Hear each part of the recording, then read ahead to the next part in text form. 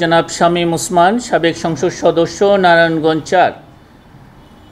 সংসদ সদস্য হিসাবে দায়িত্ব পালনকালে ক্ষমতার অপব্যবহারপূর্বক ৬,৬৭,০০,০০০ টাকারও বেশি মূল্যের জ্ঞাত আয় বহির্ভূত সম্পদ অর্জন এবং ৯টি ব্যাংক হিসাবের মাধ্যমে ৪৩৯ কোটি টাকারও বেশি অস্বাভাবিক এবং সন্দেহজনক লেনদেনপূর্বক হস্তান্তর, রূপান্তর, স্থানান্তর করার অপরাধ অনুসন্ধানকালে প্রমাণিত হয়েছে। এই কারণে তার বিরুদ্ধে দুর্নীতি দমন কমিশন আইন ২০০৪, দুর্নীতি প্রতিরোধ আইন ১৯৪৭ এবং মানি লন্ডারিং প্রতিরোধ আইন ২০১২-এর সংশ্লিষ্ট ধারায় একটি মামলা রুজুর সিদ্ধান্ত গৃহীত হয়েছে।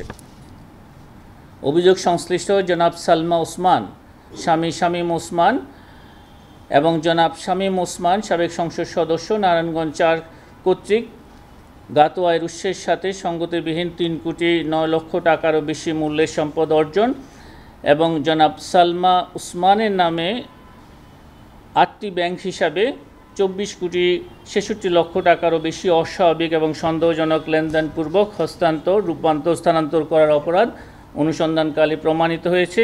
এই কারণে তাদের দুজনের বিরুদ্ধে দুর্নীতি দমন কমিশন আইন ২০০৪ এবং মানি লন্ডারিং প্রতিরোধ আইন ২০১২ এবং দণ্ডবিধির সংশ্লিষ্ট ধারায় আরও একটি মামলা রুজুর সিদ্ধান্ত গৃহীত হয়েছে।